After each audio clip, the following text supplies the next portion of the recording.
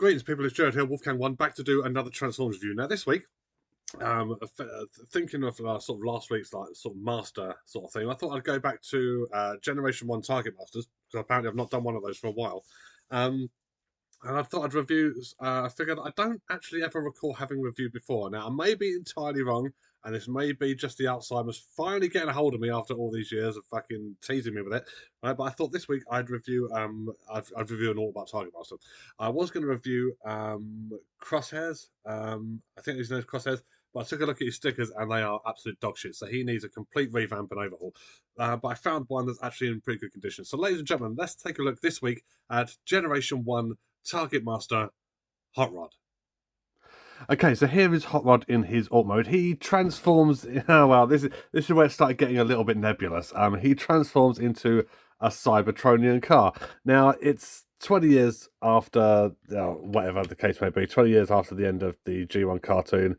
It's supposed to be set in the lofty future of 2005, which is almost 20 years ago, which sucks.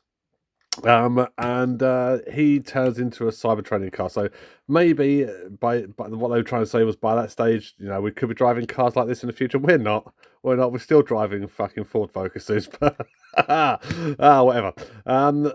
So yeah, this is his snazzy hot rod mode, and it is a hot rod. I mean, look, he's got the engine block here. He's got the paint decals, the front bonnet, and a few on the side as well. Now, I don't think I've rep labeled this guy, and I've got to say his stickers are in pretty good condition. You can see visible head syndrome there on the bottom. You can see where his hands are. Yeah, I mean, apart from that, he's loose on one side on one arm in robot mode. But apart from that, in remarkable condition for his age. Still got his original rub sign and everything like that. So being a Target Master, he's almost exactly the same, identical as his original 1986 release. This is the 1987 release, the Target Master release. And the thing that's different is the engine block hole here is made a little wider, and the hands are made a little wider to accommodate this little fella. Let's set Hot Rod off to the side. I don't have an instruction booklet for him or a box or anything like that, so I'm not showing off accessories except this guy. This guy is Firebolt, I think. And this is his Target Master companion. Depending which continuity you follow, if it's the Marvel and the Western continuity, he is a Nebulan put into an armor suit that can transform into a gun. In the Japanese continuity, he is he doesn't exist in the Japanese continuity, I don't think. So yeah, so he's just Western release. And transforming him is very, very simple. You bend him over on the pin here on his waist, all the way around, and then that is him in his gun mode. Now his gun mode is blocky and awkward and shit, a bit like Decepticon Misfire. One thing I have noticed on the Autobot Target Masters, they appeared to be pinned in their waist, whereas the Decepticon ones relied mostly on friction to do that transformation process. And the problem with that being the Decepticon ones tended to break more. Well, I'm only going by what I know. Aimless for Misfire is broken on that hinge because of constant friction. So the Autobot ones, from what I can gather, didn't really have that issue. At least none of mine do. And so we give Hot Rod his incredibly shit, and no way aerodynamic attack mode. You know how I fucking hate attack modes. I think it was it Bumble Jumper 82 Ed who said that no one hates attack modes more than you, and he's fucking right. I mean, look at that. That takes a pretty nicely shaped car and just makes it look like a ton of shit. Really, that's what it does, ladies and gentlemen. There is nothing graceful about that whatsoever. That is all kinds of shit. Okay, now just to give you a comparison, this is G1 Hot Rod, obviously, and this is his masterpiece version. Let's come out a little bit there.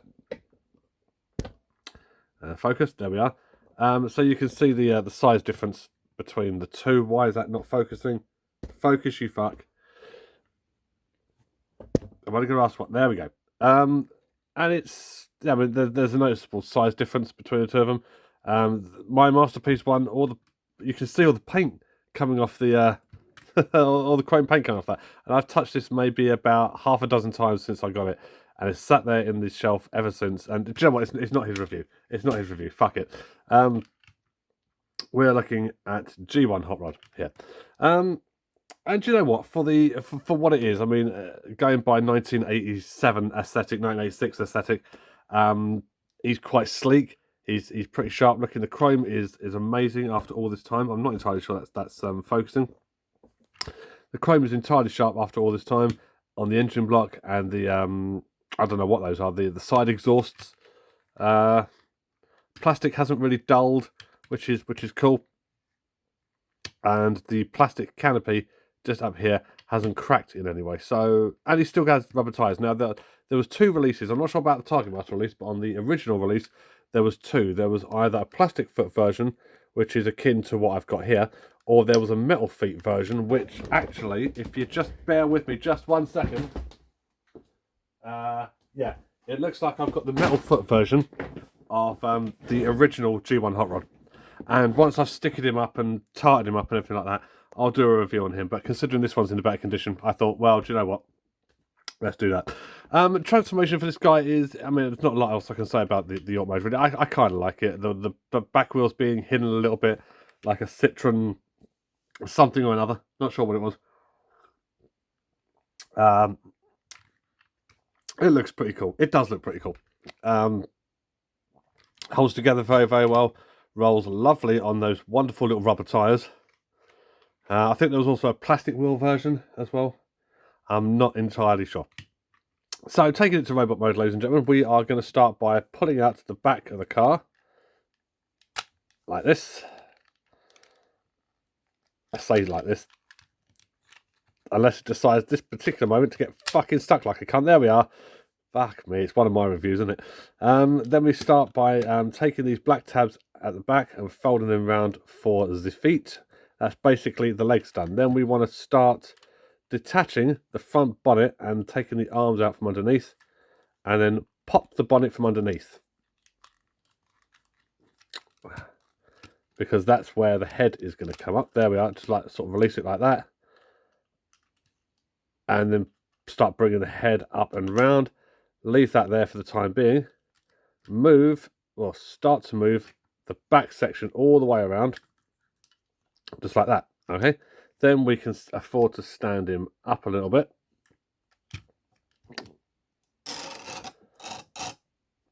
Maybe bring that up a little bit. There we go, Joe. Jesus fuck me. Bring these. Let's get some bloody light on the thing. Bring the arms out to the side and then rotate at the elbow, the forearm, like this.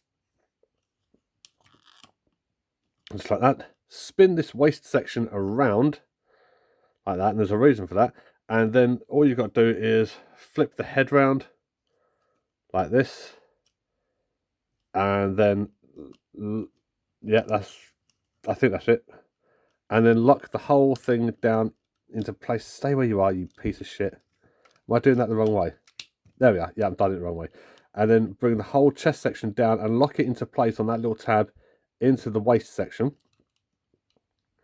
Bring the arms forward a little bit like this. And then, ladies and gentlemen, that right there is Generation 1 Hot Rod. All in all, this blurry glory. Let's bring him all the way to the back. Try and zoom in on the fucking thing.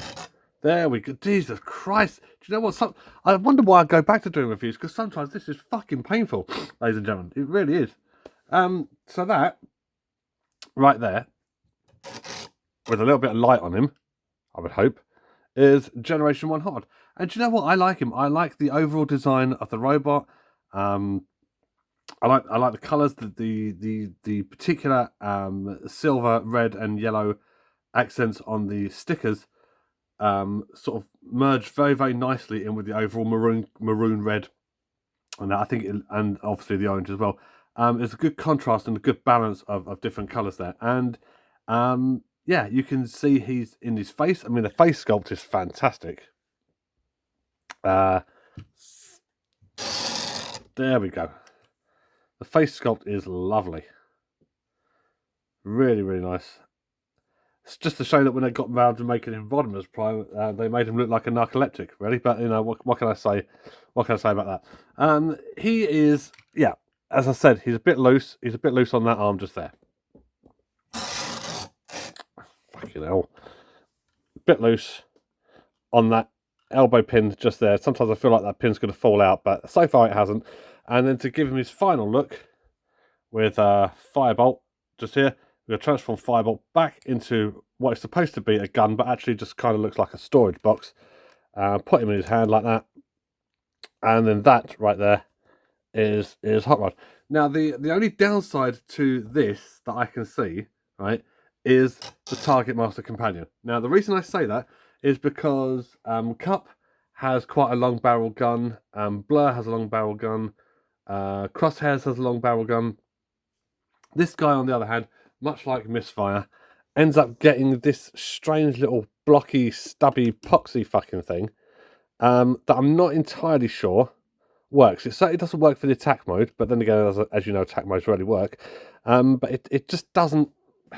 The gun shape annoys the fuck out of me. Might not have looked so bad if it had been a shoulder-mounted weapon, but then you'd still expect an extendable barrel to come out or something like that. This doesn't look in any way particularly brilliant at all. Having said that, however, for me, it doesn't really detract from the overall figure. I just think the Targetmaster is annoying as fuck. I mean, Cup's Targetmaster has like a 2-pin transformation on his gun barrel, so he folds his leg over and then he folds his gun barrel out.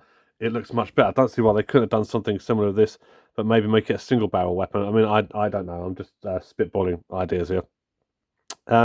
But yeah, ladies and gentlemen, that is Generation 1 Targetmaster Hot Rods review. Do hope you enjoyed what ultimately ended up becoming yet another abomination of a review, but then again, for some reason, after years of doing this, I still haven't been able to pin down something that works. But there we are. I don't think I ever will. So yeah, if you haven't got one, then yeah, I'd recommend getting one of these for your collection. He's pretty cool. You can either get the original or you can get the Targetmaster version. Depends what your preference is.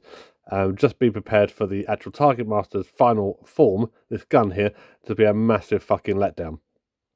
But there we are. Yeah, that is Hot Rod. So do hope you enjoyed this review. Thank you very much for watching. This is Joe Barry, also known as Wolfgang1, saying I'll be back soon with more shit, more Transformers reviews, more random shit. 7 Days to Die is coming back on the 4th. Series 4 starts on the Friday, November the 3rd. So do hope you tune in for that. Until we see each other again, thank you for watching this and take care. And when tomorrow comes